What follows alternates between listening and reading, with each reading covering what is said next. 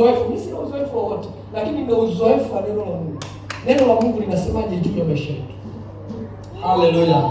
Na hakuna kitu nitazungumza uzoefu, nazungumza habari ya neno. Neno la Mungu ndio kila mmoja anahitaji. Neno la Mungu ndio linambadilisha mtu. Historia ziwezi kumbadilisha mtu.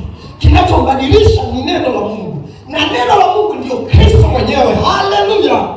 Kwa hiyo kisha jua hilo utaanza kupenda. Ndio maana mwanaume jifunze sana kitu kimoja kwenye maisha yako. Sisitiza sana mke wako kuja ibada. Mpige mangumi ili aje ibada. Kwa sababu gani? Asipokuja ibadani ataenda kwa mganga wa kienyeji. Kwa sababu mwanamke hupenda kuongea sana. Anapokuja ibadani, yale maneno mengi yanapungua.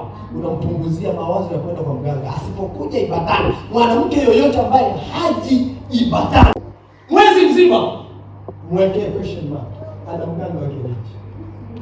Kitakutana na shoga yake, tunaenda siku zote. Tunataka tuinamishe huyu mzee. Tunafanyaje? Sija. Kuna choma kule wapi? Bagamoyo. Sasa kuna mika beba lakini. Unashangaa kuacha hapo, unashangaa tunakuwa zeze.